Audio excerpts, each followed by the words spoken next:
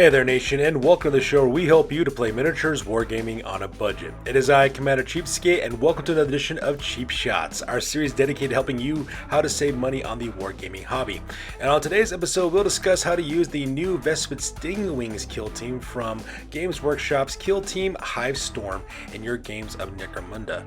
We'll discuss the Boxset's contents, discuss the potential narrative, how these fighters are fitting in the overall narrative of Necromunda, discuss the gang's playstyle, provide starting rosters for your first campaign, suggest how these gangs could develop over the course of the campaign, and of course give our overall impression and conclusion over these box sets.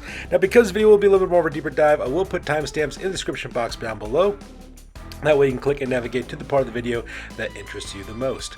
So first of all, let's go and talk about why we're doing this video. So for those of you guys who are usual longtime viewers of the channel, you know that I usually do painting tutorials when it comes to my cheap shots. And the reason why is because that's the number one way I found to actually help players save money on the wargaming hobby.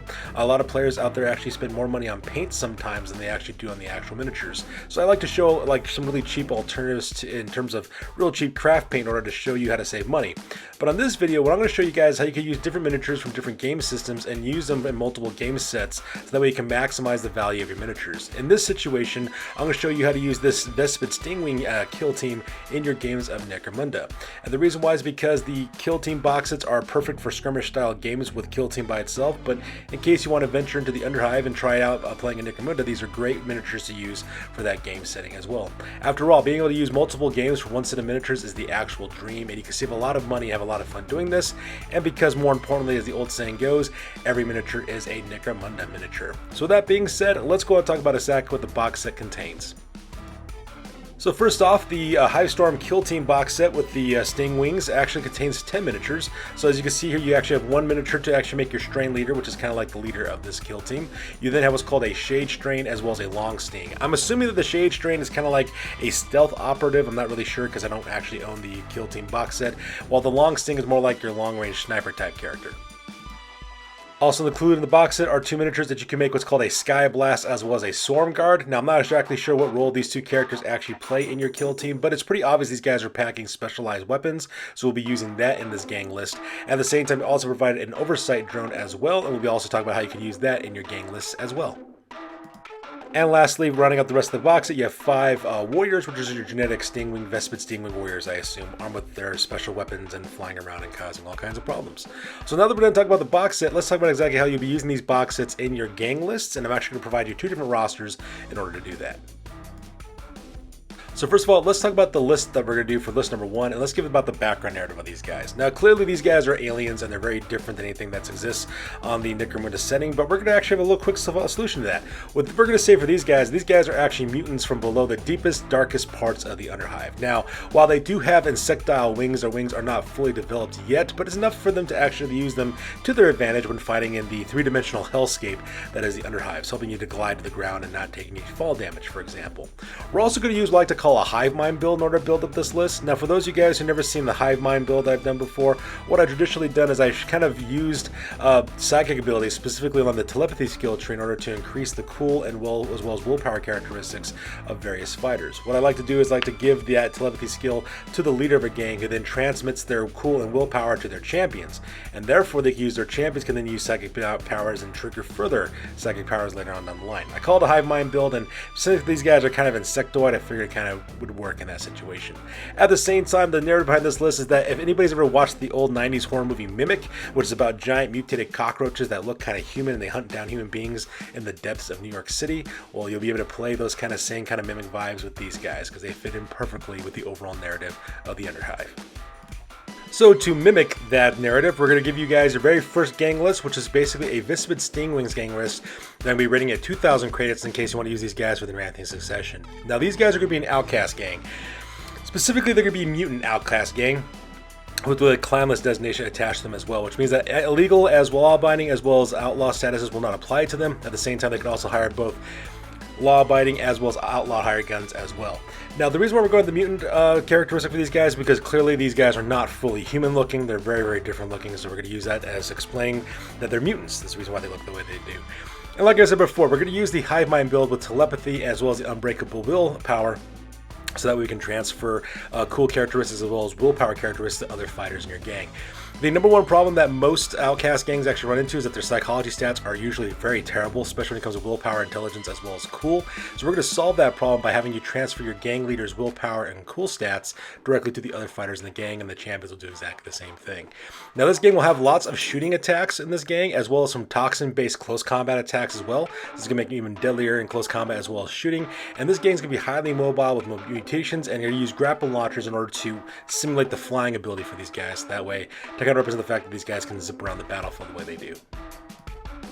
So first, let's talk about your leader. Your leader is going to be the Strain leader. It's going to cost you 310 credits. This is going to be an outcast gang leader. You're going to take the following characteristics for this fighter, which is 7-inch movement, 4+ weapon skill, 2+ ballistic skill, 3 strength and toughness, 2 wounds, 3 initiative, 5 leadership, 4 cool, 7 willpower, as well as 5 intelligence. Now you're going to give this guy the mutant archetype so that way they can get mutations for themselves, as well as purchase mutations for all the members of the gang. You're going to give this guy mesh armor for 5 armor save, and he's going to be packing a needle rifle. And the reason why is so that way he's got the silent trait, so you can use him as a stealth character. At the same time, transferring toxin attacks to enemies seems like a very insectile type thing to do, so that's the reason why we decided to go with that weapon. Plus, you're giving this guy a stiletto knife so that we can use toxin attacks in close combat as well. You could say that's just the stinger that he has on his body in order to make that happen, and it still works. Now, since we don't have any really way to make these guys fly via mutations, we're going to give this guy a grapnel launcher for 25 credits instead. If you take a double action, you can move any straight line distance 12 inches, so you can bring it in contact with enemy contacts. You can have him zip across to higher levels of the battlefield or across the battlefield to make it look like these guys are flying around. Now you also give this guy photo goggles so that we can see in all visibility conditions, and you give this guy the wing membranes mutation so that way he doesn't take any fall damage. Doesn't have to worry about taking initiatives to the test to land on his feet because the wings kind of do that. We're kind of pretending that these are like vestigial wings, not fully functional wings, so that's where the drawback comes in for the mutation. But at the same time though, it's actually really handy to have because you can jump gaps up to your movement allowance, in this case 7, without having to take an initiative test, which is kind of nice. And we're also giving this guy the commanding presence a skill as well for larger group activations.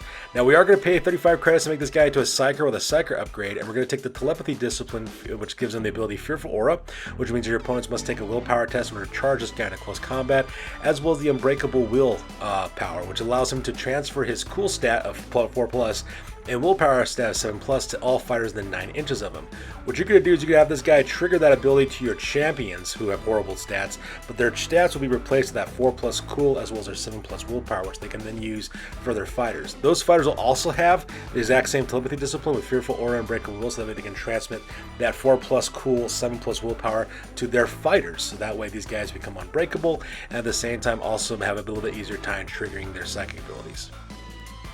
Now you have 2 champions in this gang. Your Sky Blast is going to be your first Outcast champion, and your Swarm Guard is going to be your second Outcast champion. Now, Sky Blast champion is going to cost you 310 credits. Once again, mutant archetype as well. He's also got mesh armor as well as a flamer this time around, so he's got that beautiful template weapon. He's also packing a stiletto knife for close combat as well as grapnel launcher to simulate flight. He's also got the wing membranes mutation, so that way he doesn't have to worry about falling to his death. And we're giving this guy the mentor skill. And the reason why is because when you take the mutant archetype, leadership skills become primary for champions, which would be really great as well, which means fighters within 6 inches of him who manage to gain an experience point, you just pass a quick leadership test and they get an additional experience point, which is kind of nice. We're also going to pay 35 credits to make this guy to a psyker as well, and once again giving the telepathy discipline, Fearful Aura, as well as Unbreakable Will. And this is where the hive mind comes in. So when the strain leader uses their Unbreakable Willpower on this champion, they will inherit the leader's 4+ cool as well as 7+ willpower. Once they do that, then you trigger your champion's Unbreakable Will at a 7+, which means you get a 50-50 chance of making it happen, which means that all fighters within range of this champion will also have 4 cool as well as 7 willpower as well, which makes your stats, psychology stacks, and kind of mitigates how horrible they are for most outcast gangs.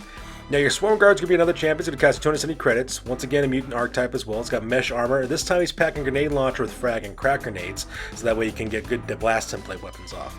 He's also packing a stiletto knife for close combat, photo goggles in all visibility conditions, as well as a grapnel launcher to simulate flight, wing membranes, so that we can drop down to the ground and do that kind of stuff. Now at the same time, I also give this guy the regroup ability, so that way he can help out fighters who's breaking their nerf test or need to take a bonus for their nerf test. Once again, we're going to play for the psyker upgrade for this guy with the telepathy discipline with Fearful Aura as well as Unbreakable Will. That way you can transmit your leader's cool as well as willpower stats to your other fighters. And because we're using the Amaranthian Succession rules, we can actually have up to twice as many champions. So we'll have 4 champions in total of this gang. Your Shade Strains are going to cost you 235 credits. Another Outcast Mutant Outcast Archetype champion with Mesh Armor. He's also got a Needle Pistol, so that way it's silent and at the same time give Toxin attacks, as well as a Stiletto Knife for close combat as well. We're giving him Photo Goggles, as well as Grapnel Launcher and Wingbrain Brains. And he's also given the Bull Charge skill because he does have access to strength skills as a champion. So that way he gets +1 on his strength attack for his close combat attacks with the Stiletto Knife. We're paying for a Psyker upgrade for this guy. Once again, give him the Telepathy Discipline with Fearful Aura and Unbreakable Will, so that way you can transmit the Hive Mind characteristic of your leader to other fighters. Your Long Sting will be the very last Outcast champion in this gang at 200 credits. He's got the Mutant Archetype as well with Mesh Armor. He's also going to be packing a Long Last, and this time this Long Last weapon also has an Infra Sight attached to it, so that we can see in all visibility conditions, and also that way your opponents don't benefit from partial cover as well.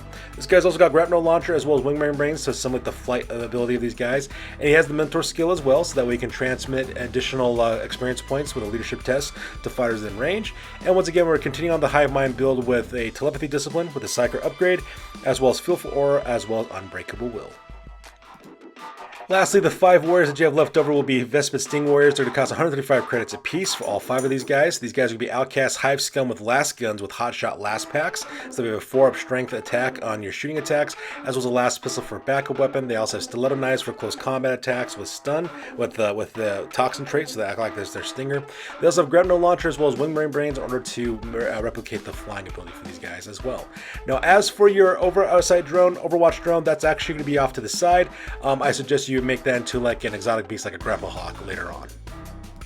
So as your campaign develops, the first thing you want to invest in is Photo Goggles for your warriors specifically, so that way they can see in all visibility conditions, or Infra Sights, whatever one is actually beneficial for you, because you could also do that too and take away your opponent's ability to use partial cover. Totally your choice. Now, like I mentioned before, you might want to use your Overwatch drone as a proxy for a Grapple Hawk. That way you can use this for close combat attacks, also knock enemies off of ledges and those kind of things. And lastly, my last recommendation is to purchase Kim Synth to enhance the Toxin trait of your Stiletto Knives for your entire gang. And that pretty much makes up list number 1 that you could possibly use your Vespid Stingwing Kill Teams for your games of Necromunda. So now that we're done with list number 1, let's talk about the narrative background for list number 2. So list number 2 is going to be a Spire Hunter who went full-blown genetic modification for their hunting party. They decided not to only mutate themselves, but also the rest of their fellow gang members as well. So that's right, you're going to be a Seconded Incursion gang with this one. Now what we're going to do is we're going to actually pretend that these guys are Van Sar fighters who got a little too mutated, became insectoid by messing around with their genetic templates and messing with technology that they shouldn't have as well. Think of the movie, the classic 1980s horror movie, The Fly, alright? These guys are people who experimented with science, and now they're mutating out of control into these insectoid creatures because a simple hive fly ended up in the teleportation device, and now they've merged into one. So now that we're done talking about the narrative list for list number 2, let's go out and talk about its contents. So list number 2 is going to be a Seconded Incursion gang with the Malstring Alliance. It's going to rate at 1,400 credits as well. You're going to have a Spire Hunter leader that's going to lead this gang, as well as Vansar support fighters. Once again, all members of your gangs have been mutated due to Vansar technology and all that kind of good stuff. Now this gang does have a lot of shooting on it, which is kind of nice, as well as high mobility, so they can move across the battlefield very quickly. And the nice thing about this is that every single member of your gang also has the flying special rule, so that way they can just zip around the battlefield as well. So now that we're talking about the overall look of this gang, let's talk about the individual fighters. So starting off with your Strain leaders, going to cost you 255 credits. This fighter is going to be a Yelled Spire Hunter, which makes sense because the Yelled kind of fly around with wings. He's got a Yelled Hunting Rig as well, giving that 5-up armor save, as well as paired Yelled Laser Gauntlets, so that we get that good long-range shooting attacks with those weapons. You're giving this guy Photo Goggles that we can see in all visibility conditions as well. He also has reflex enhancers, which means he can also activate twice per turn. He's got Master of the Hunt, which means he can only be pinned if he manages to get wounded. You have the Kill Count special rules that we unleash better features for your Hunting Rig with the more kills you get, as well as a Spire Hunting Rig glitches for the lasting injuries for your Spire's Hunting Rig. So we're going to pretend that your Strain leader is actually a Spire, is what we're actually going to do, which kind of makes sense because, you know, Yelds fly, Stingwings fly. You can imagine there's not much of a stretch of imagination to imagine these fighters being one and the same. Now, because it's a normal Under Hell's campaign, you only get 2 champions this time around. Your Sky Blast is going to cost you 335 credits. He's going to be a Vansar Augmech, which is a Vansar champion. He's got an Armor Body Glove and Mesh Armor, giving a 4-up armor save. He's also packing a Flamer because a Flamer is just a fantastic general purpose weapon. He's got a Last Pistol for a backup weapon. We're giving this guy an Ash Waste Grav Cutter so that way he can zip around the battlefield and still do his thing. We're also giving this guy hip shooting so that way you can move twice and then open fire with your template weapon, which means you can move up to 16 inches and you open up fire with your Flamer. Now, normally under hip shooting, you lose 1 to your ballista skill, but since you're firing a template weapon, it doesn't really matter. Rule of thumb is, if you ever have a character who uses a template weapon, try to give them hip shooting so that way they can maximize their assault value. After that, we got Swarm Guard. He's going to be costing 295 credits. He's going to be another Vansar Augment, which is a champion. He's got an Armor Body Glove and Mesh Armor for a 4-up armor save, as well as a Plasma Gun, because Plasma Gun are just amazing. He's also going to pack a Last Pistol for a backup weapon, as well as an Ash Waste Grav Cutter, so that we can zip around the battlefield, and we're giving this guy Fast Shot, so that we can shoot twice per activation, because it will be considered as simple actions. Now, as for your Shade Strain, it's going to cost you 140 credits. This guy's going to be a Vansar Neotech. He's going to be armed with an Armored Body Glove as well as Mesh Armor for a 4-up armor save. He's also going to be having a Last Carbine with a Gun Shroud so that we can fire at rapid fire and at the same time have it be completely silent. We're giving this guy a Last Pistol for a backup weapon as well as Photon Flash Grenades. That way as he flies around, he can take away your enemies' ready markers by throwing these Photon Flash Grenades, assuming, of course, they don't pass an initiative test, as well as a Grav Cutter. So that way this guy can rock around the battlefield and fly around and cause all kind of problems. And then lastly, your 4 last Vespid Sting Warriors are going to cost you 95 credits apiece. Each of these guys will be a Vansar Neotech who's got Armored Body Gloves as well as Mesh Armor for that good 4-up armor save. They're also packing las guns and they'll also be riding on Grav Cutters. Now, as you use this gang throughout your campaign, my first suggestion to you is to purchase photo goggles for all of your fighters for visibility rules, because as you descend further into the underhells of Hive Storm, visibility will become an issue. Next, I also suggest getting Hotshot Last Packs for all of your last weapons, so that we have reliable strength 4 shooting attacks, which is very, very powerful. And lastly, you can use your Overwatch drone to be as a Caryatid Prime for your gang, so that way you can give bonuses to your leader, so that way your Spire Hunter gets a little bit more survivable as well. And those are the recommendations I would recommend for your campaign development for this list. So in conclusion, every miniature is a Necromunda miniature, so Kill Team miniatures will count directly for that. Plus, these Vespid Stingwings are absolutely beautiful miniatures, full of character. They have some really interesting gameplay mechanics with these guys, especially with the Necromunda rules that we've given them as well. And besides, inflation is a real thing, so fight back against it by using the same set of miniatures for multiple games, so that way you can stick it to the corporate greedy guys who are charging an eye, an arm, and a leg, just in order to enjoy some free time in your spare time. And as always, because more information will be dropping out when it comes to Kill Team as well as for Necromunda, keep an eye out for more information and more content from this channel as always. So let's go do it for this week, guys. As always, please feel free to like, comment, and or subscribe. Your guys' input is valuable to us as always. Also check us out on Facebook, Instagram, as well as blogger.com for all the latest greatest hobby news related to this channel. That's good for this week, guys. I will catch you guys next one. Peace out and stay classy.